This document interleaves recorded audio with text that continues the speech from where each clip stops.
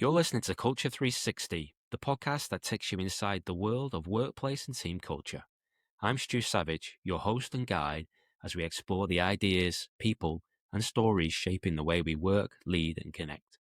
So please subscribe, sit back, relax, and enjoy culture from every angle. Hello, good people, and welcome to the Culture 360 podcast, Culture from Every Angle, in association with the Culture Room.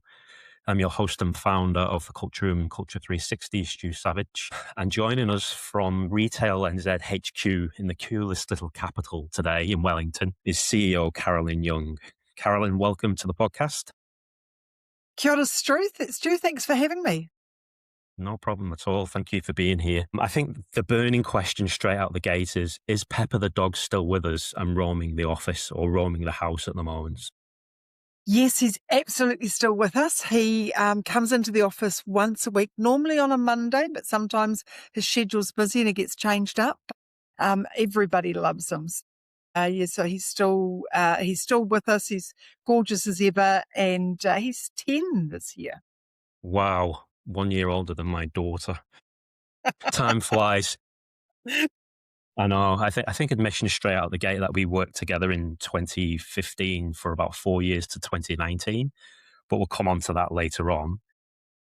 On the Culture 360 podcast, we talk about, there are several themes that come up through different interviews and different podcasts. And some of those themes around belonging and connection, identity, and starting with understanding, especially with someone's story and their background. So if we scale it right back, Carolyn, right to the beginning, can you tell us about your experiences and where you grew up, and just to humanize you and give us some of your background? What shaped you early on? Yeah, look, my parents are immigrants. They came from Scotland in 1958 on one of those 10-pound trips. They were on the last sailing of the Captain Cook to New Zealand. And so, we had a very small family unit. It was mum, dad, and my brother and myself. So no other family here. And that shapes you because you've got to be relatively self-sufficient. Mum didn't have sisters and brothers that she could call on to help with anything. We didn't have aunties and uncles to go and visit or stay the night, or cousins and that sort of thing.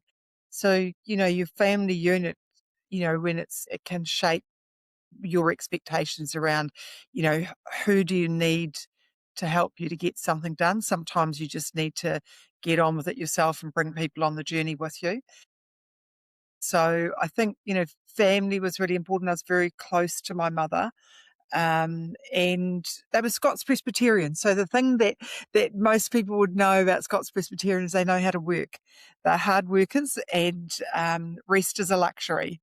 So you can, there's a bit of a saying that goes, you can rest when you die. So I did read somewhere, I think it may have been this week, that you had a very close bond with your mother. And as the matriarchal figure of the family, she was probably the pivotal influence for you in terms of your experiences and molding you as a person. Yeah, absolutely. And I think, mum's values, your parents' values often rub off on you, and, the pieces around, um, honesty and trust and hard work and just being genuinely yourself and finding that way to be comfortable with who you are. The parents had pretty hard upbringing, and one of the things, they bought a dairy with some, they had to actually get a family friend to guarantee the loan on the dairy when they bought it. And, from when I was 13 to when I was 18, I worked in that dairy virtually every day, every school holidays, every weekend. It provided the family with opportunities that we didn't have before. Not that we had anything much, but certainly both my parents are very working class, very ordinary jobs. My mother she worked as a waitress and a cleaner at a hotel, and did all of those sorts of jobs just to make sure that we had opportunities that she didn't have. And I think what I do is I don't forget that lightly. And so I do try and make the most of opportunities because of what she sacrificed to enable me to have what she couldn't. There's something we really wanted to hone in on through the Culture Room, and an episode that's going to be coming up, which will be a solo cast, is focusing on people and their experiences as individuals and how that bleeds into their beliefs and values. So something that you've really touched on there is the beliefs and values that they instilled in you, right? Absolutely. Yeah, just, one of those things that it's just a thread that would run through my life, I feel. So from that young age. And look, there's not to say my mother wasn't tough. Boy, it Come on. wasn't like it was a there was no easy there was no free lunch in our household, and she wasn't perfect, but she was also amazing at the same time. And I think a lot of who I am is a result of her. Yeah, good, bad, and indifferent, because we aren't liked by everyone, and we have to understand to be comfortable with that, right? People won't always like you, and that may say something about you or it may say something about them. And you have to evaluate whether or not that's enough to make you think about how you would do something differently, or whether it requires you to do something differently. I think that you kind of just have to balance all those things out in your mind, because we do spend a lot of time, I think, these days looking at others, and especially those social media pages and what some sort of perfect life might look like, but actually understanding, is that reality? Is that really what life looks like, that one snapshot or that one short video? And was that taken in real time or was it staged? And what does life look like? It's a journey that we all go through at different times, and sometimes it's good and sometimes it's not. And people pass through our lives at different times, and people are born and people die, and there's nothing truer than that, right? And you have to find a way to work yourself through that journey that you have, because we're all only here for a short period of time. And I think you probably hit on something there around the effect social media has had, certainly in the last decade, maybe longer, on people and how they view others and their lives and how it sits in the human brain around dopamine as well. That kind of leads me to my next question in and around you as your personality as a leader. Are you quite competitive or analytical? Are you reserved? Like, if we'd only just met you, how would you describe yourself? I think as a person, I would say I'm quite competitive if we think about that sort of thing. Absolutely. I think as a leader, I really try and present the best of myself as much as I can. You always want to present the best, but it is actually who I am. So I'm not someone different when I'm speaking to a minister, or whether I'm speaking to one of my team, or if I'm speaking to the board, or if I'm speaking to one of my members. I am me, and I'm just genuine around who I am and what I can do. I am quite analytical, and I'm a really good problem solver. So, one of the things I know, I might not be an expert in every field, but I can solve a problem, or I can find someone that can help you solve a problem. So being able to provide that, I think, is really important. And also just knowing sometimes you do dumb things or you make mistakes. You just don't take yourself too seriously. I think that competitive edge arose. Remember you mentioned to me that you did athletics or cross country in your junior Mm, years at school. And that's obviously a tough sport to come through, especially cross country. I remember that at school too. Whether you mm. wanted to do it or not, you were made to do it. But it certainly molded some of your character in the winter in the UK.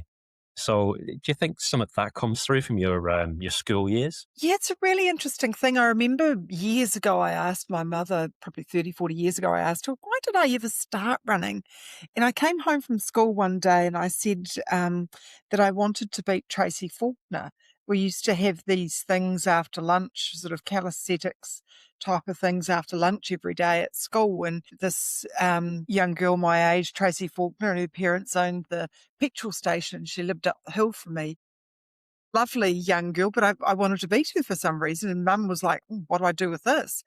And she sent me off to Harriers with a friend that she worked with, and that kind of started, and it just all went from there, and I just loved it. And so, you know, she didn't have the solution herself, but one of her friends said, "Oh, her kids ran," and she said, "Well, take Carolyn along and see if she enjoys it." And mum, she provided amazing support. She would come to every training, she went to every race. Yeah, just really supportive in terms of that space. So they come from small beginnings sometimes, and then you find that you love it, and that drives you to want to do more. Sometimes it's the challenge of the training itself, or the how do whether it's to win, or whether it's the each individual session, or whether it's developing a skill that you didn't have before. I just always know all of those little incremental pieces that you do. And it's the same in the work environment.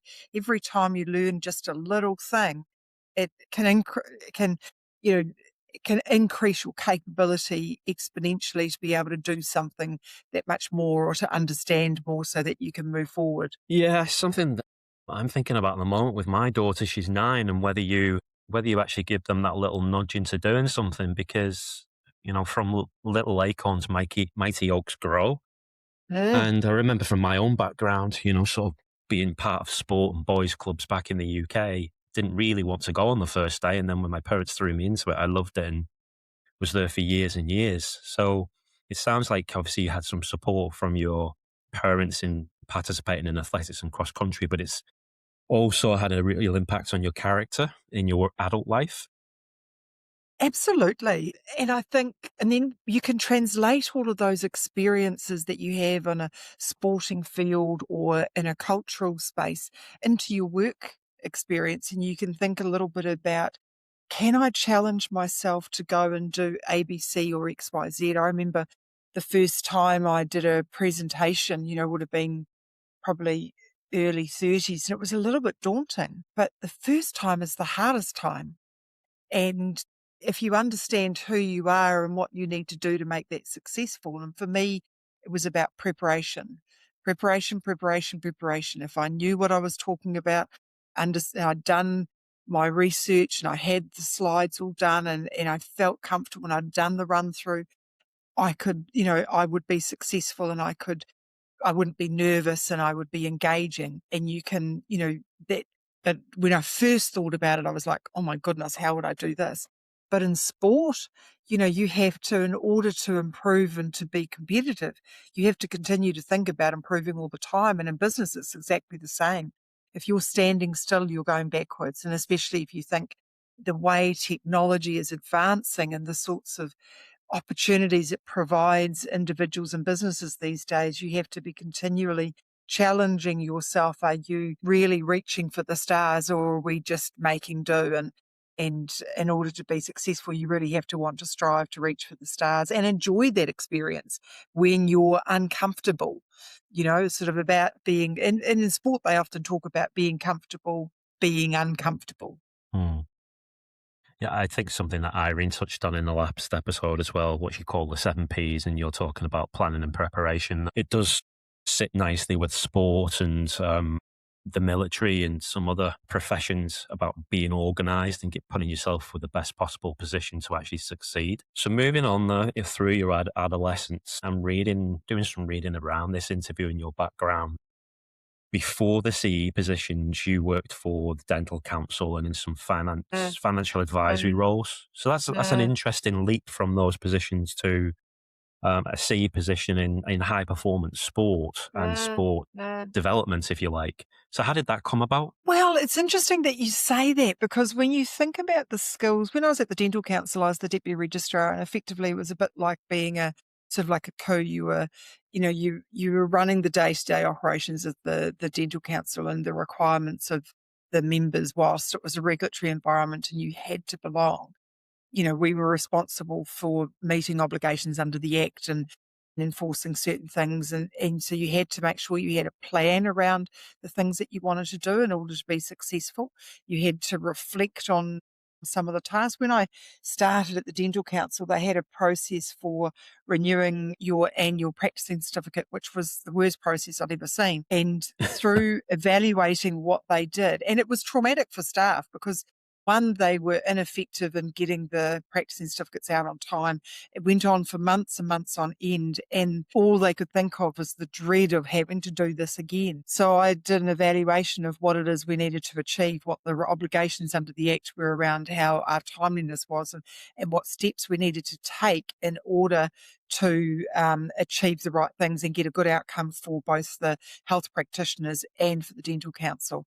And if you think about any job or any sport or any activity, it is about really, what you're planning, understanding, evaluating, assessing, and working your way through from there. If you think about going into a senior leadership role, like a chief executive role, where you're leading an organization, the first thing you have to be able to do is you have to be able to run the organization. So you need a really good understanding of everything from finance to HR to health and safety to property management to insurance to all of those things, you've got to be able to turn your hand to them. And if you don't understand them, have the willingness to learn.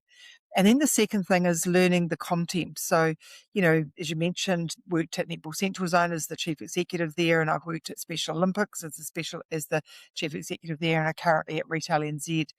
The common thing about those organisations is they're either not-for-profits or charities.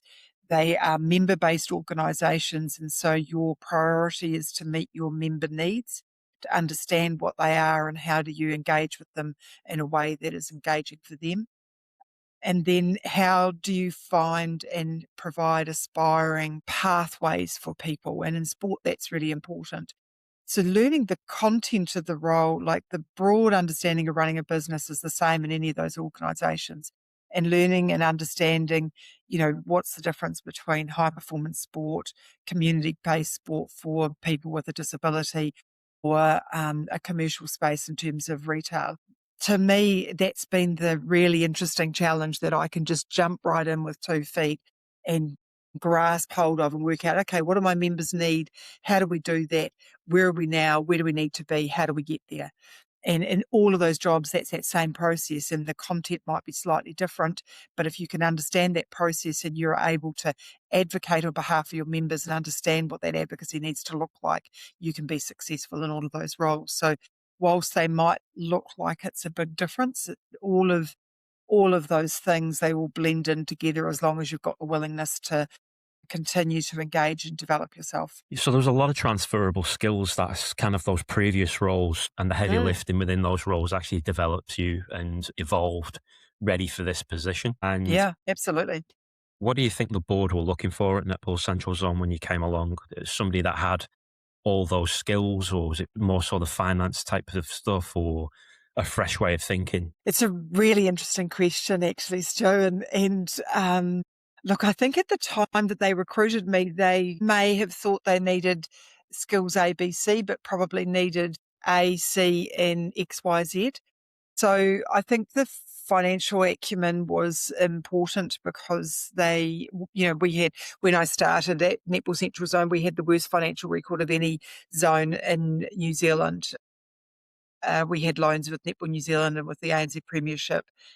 We couldn't, we spent more than we earned, which is, just a terrible way to do things.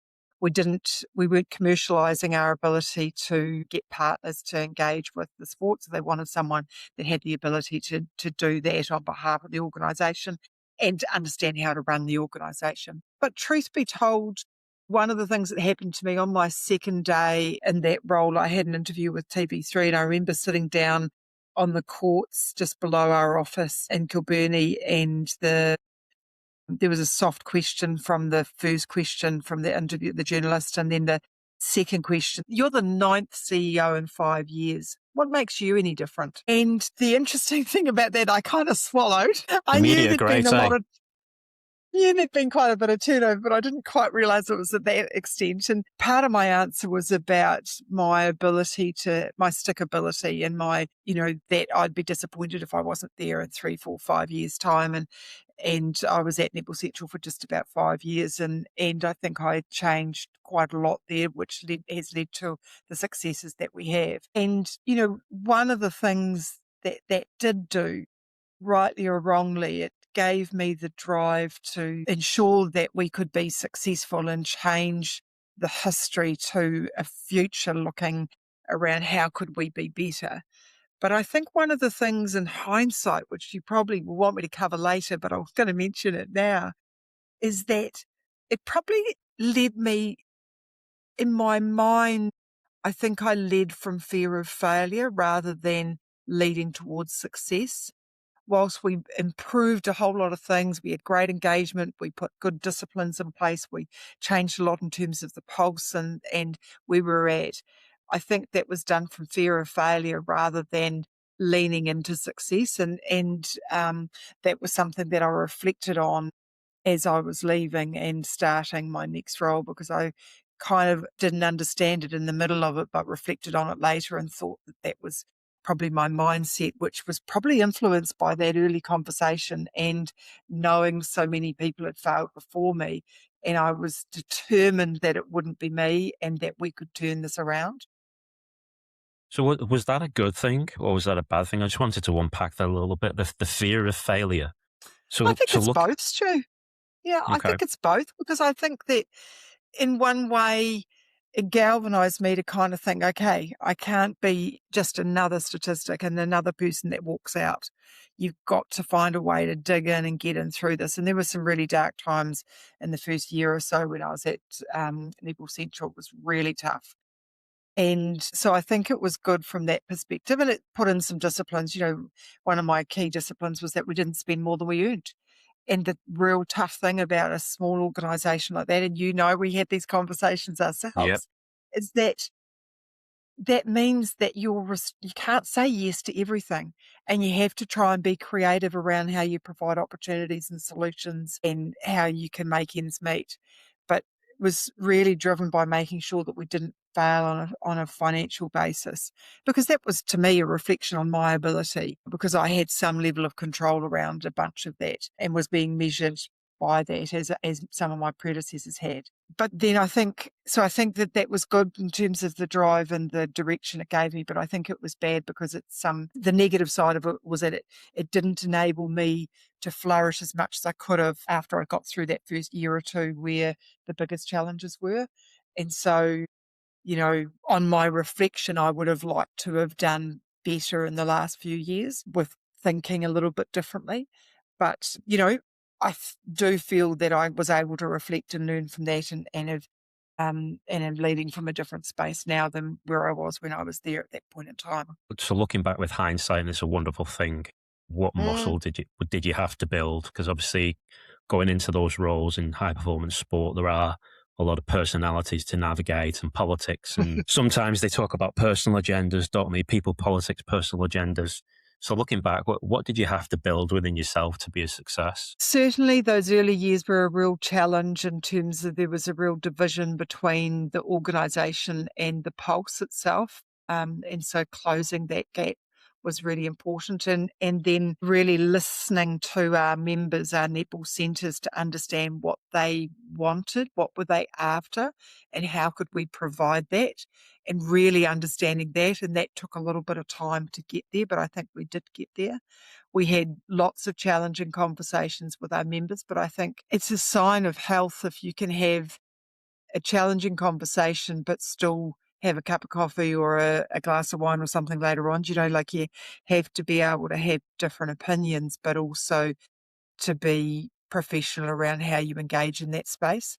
So, you know, and also making sure that, as you know, sometimes there's a safe space in the office to have those open, transparent conversations around how it impacts you on a day-to-day basis. So, um, Obviously, the overarching topic is leadership and culture within this podcast. So, is there anything from that time in your career where you thought consciously in terms of building the culture, either in the office or on the court, or in terms of leadership or building other people up? What other lessons did you glean from that period of your career? I think it was important. One of the things that I felt was really important was to find a way, you know, to find that connection and to bring us closer and to talk about what we align with versus what we disagree with. Because if you build from a space of alignment, you can then deal with anything, any points of difference. Finding a way to integrate the pulse more into the organisation so that they weren't a them and us. And, you know, the appointment of Yvette McCausland-Jury was critical in that pathway. She is an amazing leader and motivator and just amazing individual who is a very diligent worker, but can bring out the best in people. And how do you lean into others to do some of that influence for you? Because you can't always be successful in influencing people, but who else can you use? So sometimes we'd use other centres that were really inspired by some of the work we were doing, use them to influence others that weren't so much on the journey, ensuring that we engage with players in a way that was really useful. So how do we support each other in terms of those leaderships, and then hopefully providing the right platform for staff to be able to excel. It always takes me back to that quote from Steve Jobs that we employ smart people so they can tell us what to do, not the other way around. And I think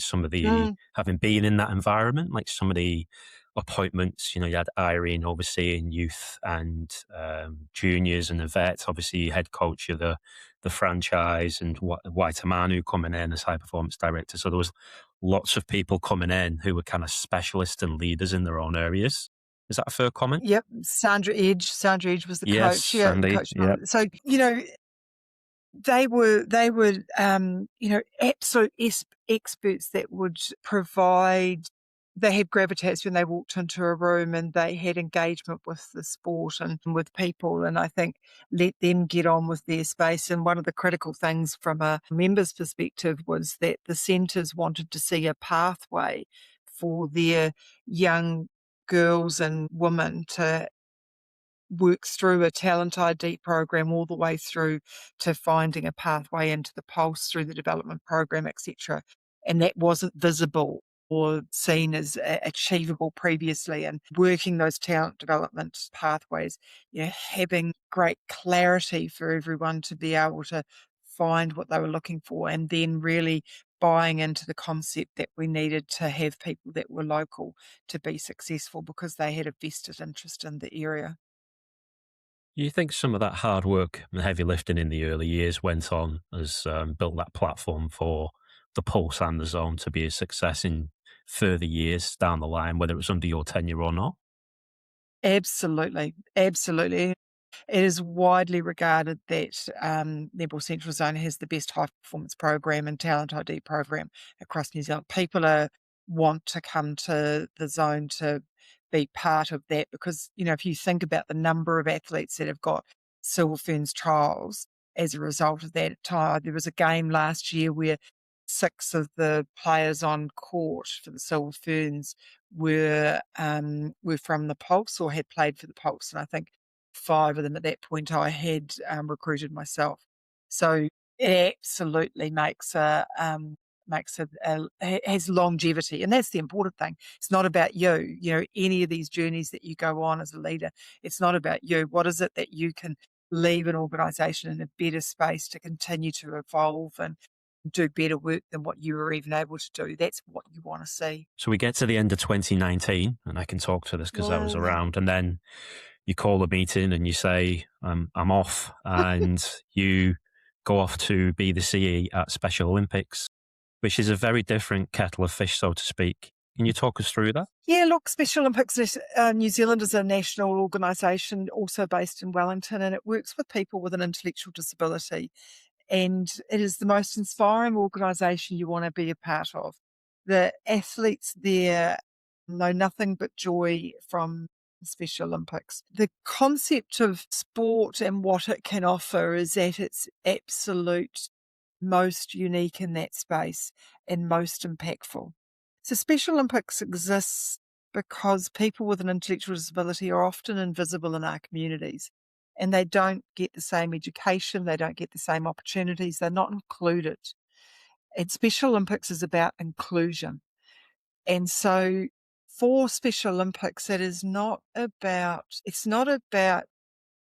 who necessarily comes first. Because what they do is that in every competition, you have no more than 8 people in that division. People are put into a division based on their ability. So if you've got people running a 100-meter race and they're running it around 15 or 16 seconds, they all run together. If you're running at 17 or 18 seconds, they all run together. Now, if there's 5 in the race or 8 in the race or 4 in the race, that's it. But everybody in the race gets a medal. Everyone is acknowledged, and the joy on the face of athletes when they get a medal put round their neck at a medal presentation, whether it's the 5th place or the 1st place, you can't tell the difference. All it is that they've achieved something in their life. And I tell you what Special Olympics does is it inspires people to want to be better and, to really be able to give back into a community like that is, whilst it's a lot of hard work, it's also quite joyous, and it fills it fills your cup in terms of, the positive things that work can provide for you. They're very different emotional environments. It's almost like you've gone from one end of the scale to the other, where Mm. it's win at all costs, high performance sport, right down to community and inclusion. So, how did you have to change in terms of those different roles? You know, I remember when I was interviewed for that role, and there was like a panel of 6 board members. It was an enormous panel. And one of the things they said to me, do you have much experience with people with an intellectual disability? And I said, well, no, not a lot really. I said, but I remember some people in our local community, in our suburb where I grew up in Masterton. And I just remember that they're just people. I remember there was well, he was not young anymore. He was a little bit older than me, and his name was Nigel, and he lived down the road from us, and he was just around the road from our dairy. And he used to always say hello to Mum, and he'd say, "Hello, Mrs. Young," and Mum would be down Queen Street in Masterton, and Nigel would be, 150 metres away, and he'd be yelling down the street, "Hello, Mrs. Young, how are you?" Mum would cross the road, walk towards him very quickly to have a conversation with him, because it was, it wasn't, she'd never walked away. She always walked to. And it was always, you have a conversation, you engage with someone, you connect with them. And, and I remember that. And I remember that it was very easy for me to lean into that space, because um, they were easier conversations to have than to have with a high performance athlete where you're negotiating a contract or whatever it might be, because actually all they want to do is have a chat with you, or they want a hug, or whatever they do. And athletes would, they'd be friends with me on Facebook, or they'd call me up from time to time. They'd send me messages, all sorts of joyous things, and just enabled you to connect in a different part of yourself. And it was a great thing to do. And I think as long as one of the things I knew about Special Olympics, and it took a year or two for me to really work it out, was that if you were going to be a successful employee, whether you were the CEO or an administrator or a sports development officer, you had to be proud to wear the brand. So, obviously we had polo shirts and uniform that we'd wear. If you weren't proud to wear the brand, stand alongside our athletes and lean into your heart and have a kind and open heart, you weren't going to be a great employee. And the thing that we always recognise is that, it's not for everyone. Not everybody's going to be comfortable in that environment, but you've got to get comfortable, or you're kind of not going to be, you're not going to do great work. And I think that was really important, was really kind of understanding that Special Olympics is about the athletes so much more than anything else. And you've got to really, if you can't lean into that and be accepting at all times, then this job's not for you. And, before I left, we had introduced a piece where we had some athletes be part of a interview process. So, we might have them do a 5 or 10-minute Teams call with the support of a staff member, with, the top 2 candidates of someone, and they would say, well, actually, this person's better than that person. And then, they would tell you that. And so that's about inclusion. How do you include everyone on the journey? Yeah, something that you've really connected with, no pun intended, if we're talking about belonging and community and connection and building trust between people. And something that came through strong there is how you've obviously developed yourself and then started to build connections and community within the organization and with some of these athletes. Is that something that you've done consciously or you sort of fell into? And probably go back a step as well. I always remember Bella Ansell coming in and doing some work in and Yes. around culture with the Zone and the Pulse. And obviously great lessons, and I still connect with Bella from time to time. And then going Yeah. through this journey through 360, like talking to people in and around whatever industry they're from, they talk about building connection and a sense of belonging to bring people together. Is that something you Mm. focused on?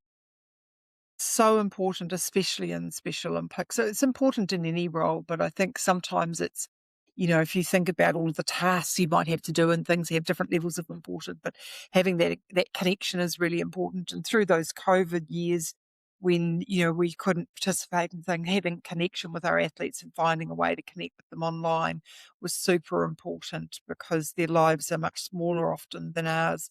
They don't have the same access that everybody else has, and really, really taking a moment to reflect on other people's journeys and what that means for them. So I think there's a bit about being conscious about that. I think through my time at Special Olympics, when I really recognised what a successful athlete looked like what a successful staff member looked like versus someone that was maybe going through the motions or not, that really drove me to lean into that space a lot more because, if you're applying for a job, you need to come in with open arms and open eyes about really understanding that who we are. We're not Paralympics, we're Special Olympics, and it's a little bit different. And you need to be comfortable with that. And if you're not, that's okay. But this is our space and we love it. We wish you well in your journey of your next employment opportunity. But if, this is not for you. And you have to be comfortable to be able to say that because ultimately the only way a lot of these athletes get opportunities is through us and through what Special Olympics did and does. So you owe it to them to get the best people that are going to connect with them in a way in which enhances their life. And that's a big responsibility to have. So when you're bringing people into the organization, do you really dig into the beliefs and the values of the people and the personalities? Because obviously it has to be the right fit. And if it's not a fit, then it just doesn't always make it successful. Is that something Yeah, you do in an absolutely. interview? And it is a thing that yeah, and it's something we developed more over time and I could continue to develop is, making sure people are really fully understanding. And doing that piece, I remember with Sarah one of our athlete leaders, when she did some interviews with some support, the final check who would be the best person. Just her insight, having included her, we had an athlete leadership council, all of those things are really important for people to understand about in trying to get an understanding. In an interview, you get a small opportunity to engage with people. So having an opportunity to be able to really talk to them about what the landscape is that they're walking into and how would they engage with that? What's their perspective and how do they feel about these things? And, you don't always get it right. You can never get everything right, but it's how you move quickly to get it right is the important aspect. And one of the things that we found when we'd have staff meetings or, because people were gathered around the country, when you would all to get together, we'd do an annual thing, we'd be together for 2 or 3 days, get an athlete in to talk to them. There's nothing more inspiring than having an athlete come in and say why the National Summer Games is so important and why the work that they do and different things. Just the stories that the athletes tell you are the thing that would inspire staff. And you don't have to do that. You just have to facilitate to get the emotional charge because it is something. If you connect them with that emotion, then you'll be amazing. If you're not willing to connect them with that in terms of Special Olympics, then, you're just going through the motions and that doesn't get the best outcomes for our athletes. I think something again that you've touched on there that's coming through loud and clear is around EQ and emotional intelligence and having what you've just said as an example. There was a case study is making some emotional connection. And how important is that for you within teams? Is there are obviously lots of pillars around EQ and empathy and self-awareness and social awareness.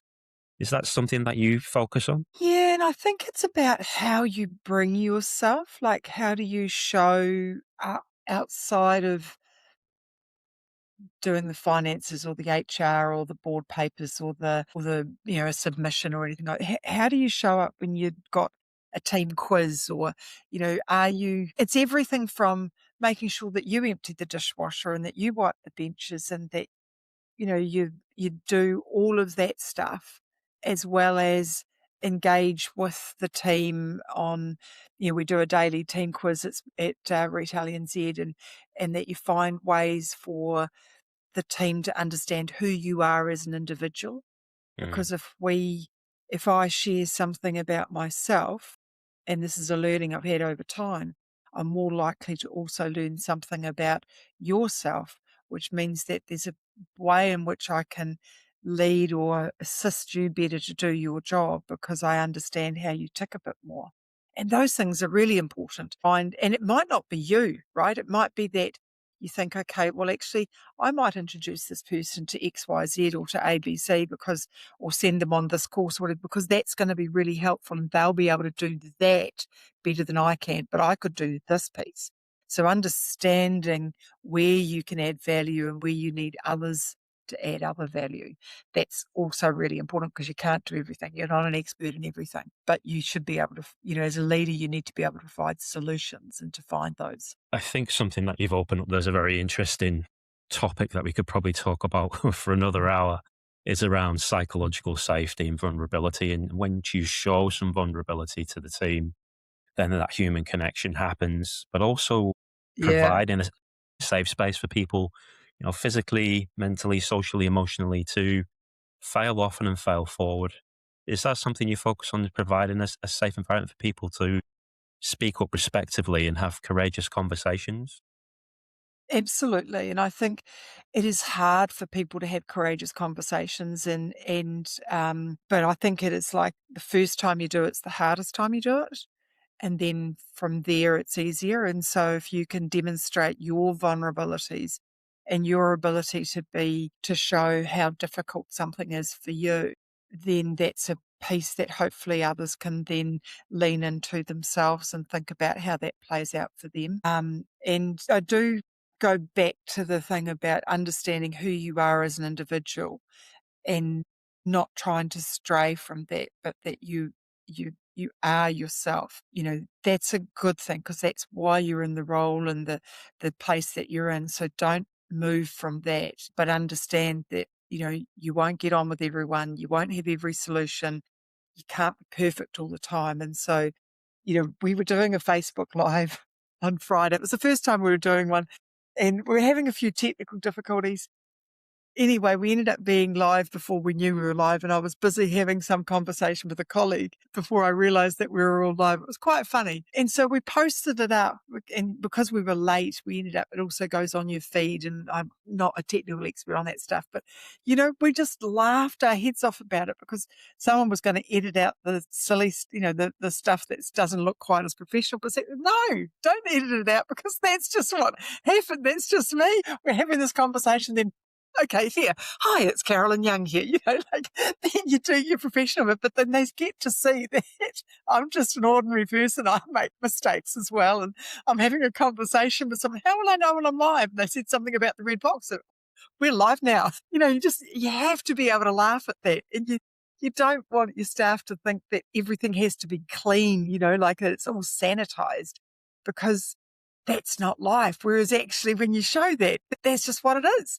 What you want people to do, you want them to engage with it, right? If they see who you are and they engage with it, then they're going to listen to the other messages that you want to get through to them. But if everything feels vanilla and it's sterilized and it's all topped and tailed all the time, and, Facebook Live is on a platform that's a little bit more relaxed, you should be able to be a bit more yourself. And I think those sorts of things are important to show to staff that,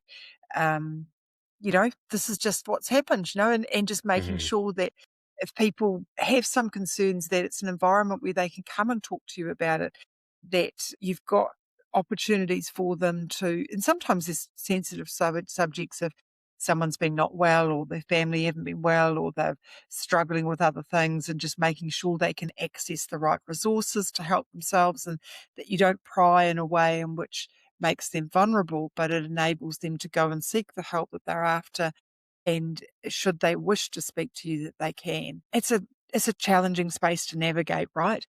Yeah. And I think, you have to frame it up in the way that you want to be helpful and supportive. And here are some ideas.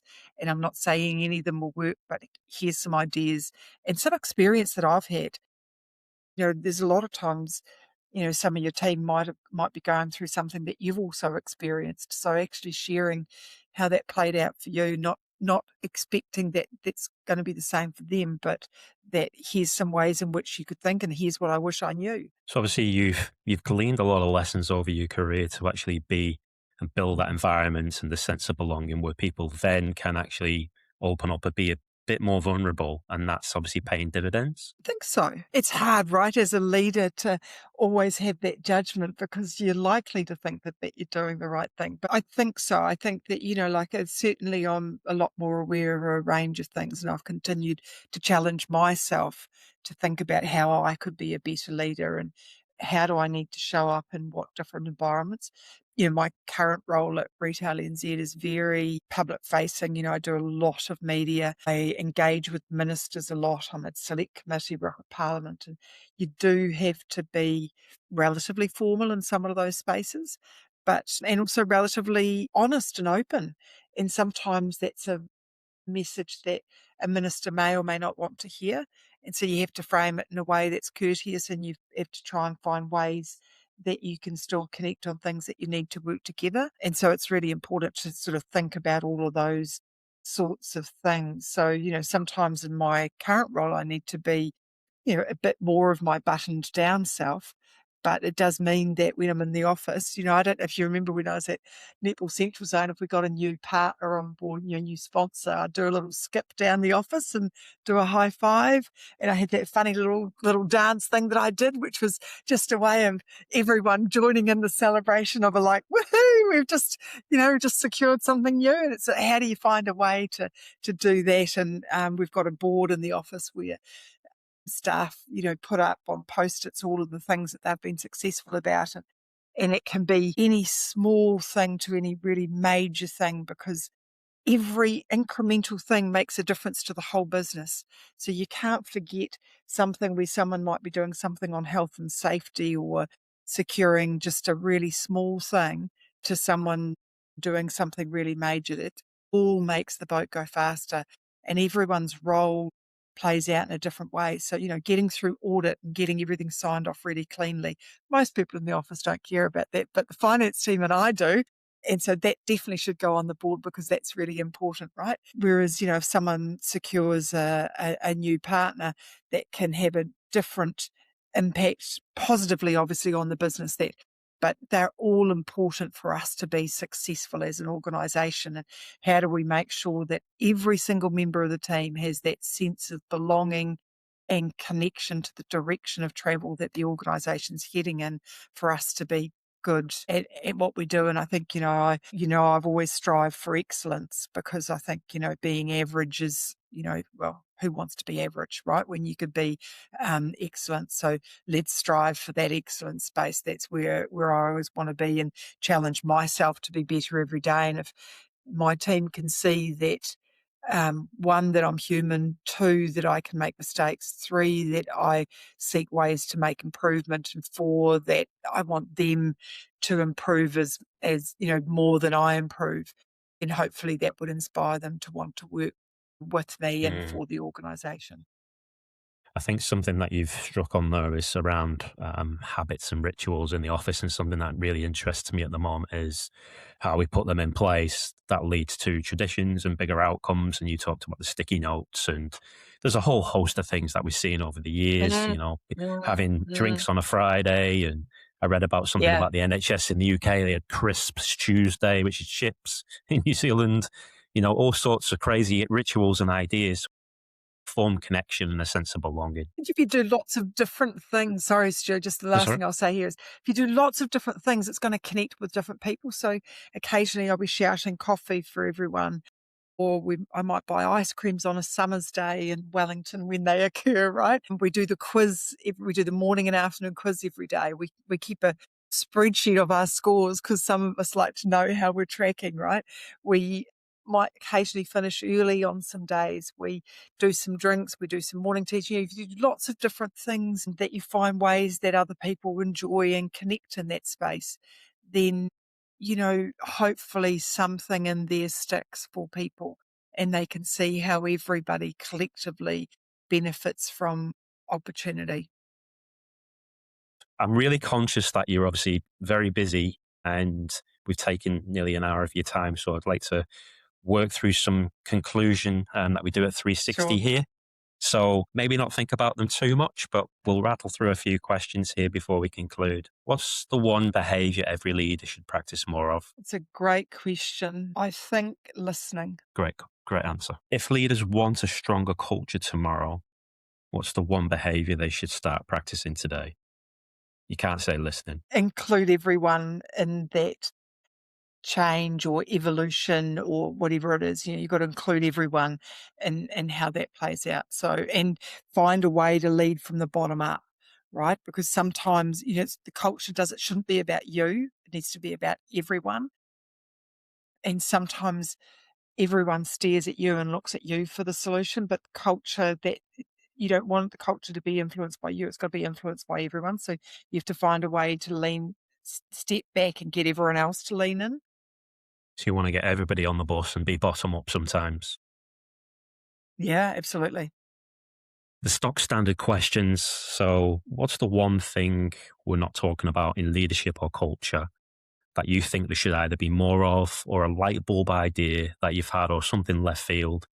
So something that springs into your mind and thought we should be doing a bit more of that. What's the one thing we're not talking about in culture and leadership? Look, I've probably talked about it a bit and I've said it a lot today, and I think it is about being yourself. And I think it's about, making sure that you're not trying to be something that you're expecting others to be, but you just have to be yourself. That's why you're there. And accepting others to be themselves, and surround yourself with people that bring different skills than you do to the table. If you surround yourself with like-minded people, you're going to have gaps and cracks appear where you can't see them. Or if you've got different people, they fill your blind spots. Final question for Carolyn Young at Retail NZ. Please finish this sentence. Culture is Pivotal to any organisation, whether it's a business, a sports organisation, a school, a club, everything. Carolyn, it's been a pleasure. Thank you for giving up your time, and I'll hopefully catch you soon. And thank you for coming on to the Culture 360 podcast. Kia ora, Stu. Thanks for having me. If you enjoyed the Culture 360 podcast, and like me, you geek out on leadership and organizational culture, then please smash a like, subscribe, and share the podcast. Also, if you have any feedback or ideas, or you'd like to get in touch, then please connect with the Culture Room at thecultureroom.co.nz or on our various social media platforms. Thanks for listening.